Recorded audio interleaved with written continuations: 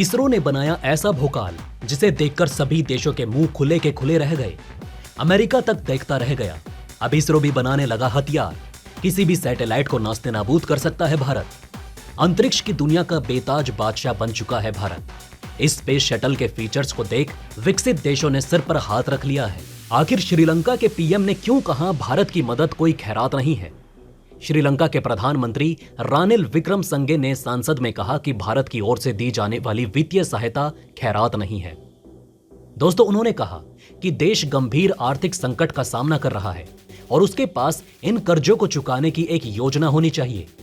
श्रीलंका 1948 में अपनी आजादी के बाद से सबसे भीषण आर्थिक संकट का सामना कर रहा है, जिसके चलते वहां भोजन, दवा, रसोई गैस और ईंधन जैसी आवश्यक चीजों की भारी किल्लत हो चुकी है। विक्रमसिंघे ने सांसद को बताया कि हमने भारतीय क्रेडिट लाइन के तहत 4 अरब अमेरिकी डॉलर का कर्ज लिया है। हमने अपने भारतीय समकक्षों से अधिक कर्ज देने का अनुरोध भी किया है, लेकिन भारत भी इस तरह लगातार हमारा साथ नहीं दे पाएगा। यहां तक कि उनकी मदद की भी अपनी सीमाएं हैं। दूसरी ओर हमारे पास भी इन कर्जों को चुकाने की योजना होनी चाहिए। ये दान में मिले पैसे नहीं है। समाचार एजेंसी पीटीआई के अनुसार रानिल विक्रमसिंघे आर्थिक संकट का मुकाबला करने के लिए सरकार की ओर से अब तक उठाए गए कदमों के बारे में संसद को बता रहे थे। प्रधानमंत्री विक्रमसिंघे ने बताया कि भारतीय रिजर्व बैंक आरबीआई के शीर्ष अधिकारियों का एक दल स्थानीय आर्थिक स्थितियों का आकलन करने के लिए गुरुवार को पहुंच चुका है। उन्होंने कहा कि श्रीलंका अब केवल ईंधन, गैस, बिजली और भोजन की कमी से ही नहीं, बल्कि अधिक गंभीर स्थिति का सामना कर रहा है। उन्होंने कहा कि हमारी अर्थव्यवस्था को पूरे तरह से पतन का सामना करना पड़ रहा है। आज हमारे सामने यही सबसे गंभीर मुद्दा है। इन मुद्दों को केवल श्रीलंकाई अर्थव्यवस्था में फिर से जान फूंक के ही सुलझाया जा सकता है। ऐसा करने के लिए हमें सबसे पहले विदेशी मुद्रा भंडार के संकट का समाधान करना होगा। उन्होंने कहा कि एक पूरी तरह से ध्वस्त अर्थव्यवस्था वाले देश को पुनर्जीवित करना आसान काम नहीं, खासतौर पर ऐसे देश को जिसका विदेशी मुद्रा भंडार खतरनाक स्तर पर नीचे हो।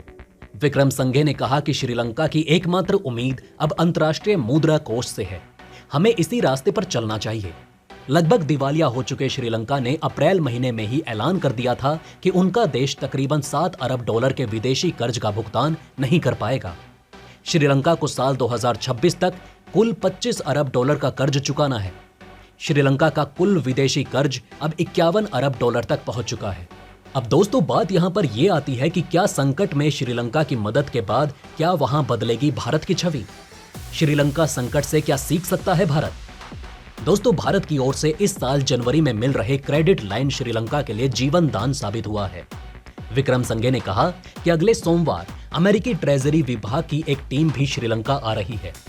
उन्होंने बताया कि अंतर्राष्ट्रीय मुद्रा कोष यानी कि आईएमएफ के साथ इस साल जुलाई तक आधिकारिक तौर पर समझौता होने की उम्मीद भी है।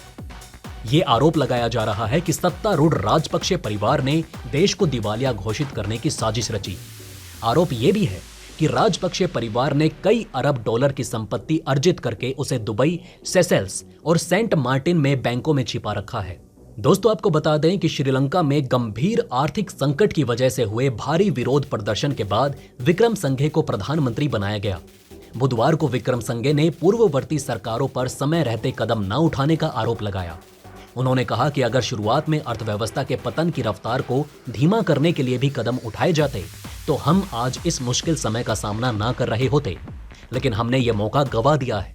अब हम अर्थव्यवस्था के धराशायी होने के संकेत देख रहे हैं। तो आइए दोस्तों, अब शुरुआत करते हैं दूसरी खबर से, जहां भारतीय अंतरिक्ष अनुसंधान संगठन यानी कि इसरो दुनिया भर में भौकाल काट रहा है। आपको बता दें कि इसरो ने ऐसा स्पेस शटल बनाया है जो दोबारा उपयोग किया जा सकता है। इसका नाम है रीयूजेबल लॉन्च व्हीकल।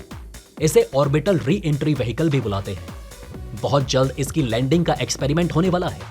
ये एक्सपेरिमेंट इस साल की तीसरी तिमाही में संभावित है, यानी जुलाई से सितंबर के बीच।